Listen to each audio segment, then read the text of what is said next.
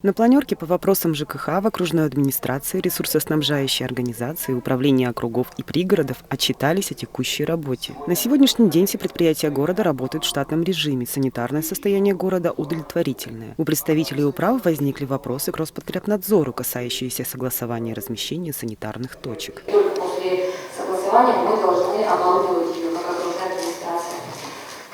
Хотелось бы разъяснение услышать. Я вам скажу так, что мяч на вашей стороне.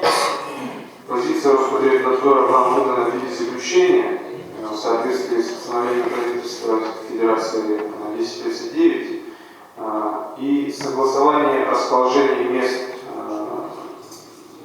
для включения в реестр мест накопления твердых коммунальных отходов уже полномочного органа местного самоуправления. Мы в соответствии с санитарным законодательством выдаем заключение, и вы уже сейчас принимаете решение, включать эти адреса, точки в реестр или нет. Руководитель службы эксплуатации городского хозяйства Аялыгинов дал разъяснение по данному вопросу. В следующем году у нас мы предусмотрели средства, в следующем году будем полномерно вот эти места накопления тепло обустраивать. То есть обустраивать твердым покрытием, как вы говорите, водонепроницаемым покрытием, ограждением и все такое. То есть сейчас, на сегодня у нас стоит запланировать эти работы, деньги мы предусмотрели на следующий год в бюджете. Жильцы дома по улице Кузьмина, 20/1 обратились к руководству окружной администрации с жалобой на управляющую компанию. Первое. Это в прошлом году лопнуло отопление в подъезде. Второй подъезд, дом 20/1. По настоящее время ничего не делается. Нет у нас средств. Как это нет средств? А за что люди оплачивают? Это первое. Ну, то есть, коротко и по сути, да? Вот. Второе.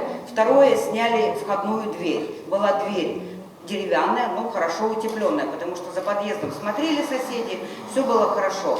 Пришли, дверь сняли вместе с косяком. Поставили сейчас дверь, она не дверь, это не скажешь, что дверь, это просто тоненькое какое-то полотно, с какой помойки подобрали, там даже глазок. Ну, то есть, да, она бренчит вся, трещит, да, вот, все. То есть, дверь это не дверь. Вторая дверь, которая уже в подъездная дверь, да, она не закрывается.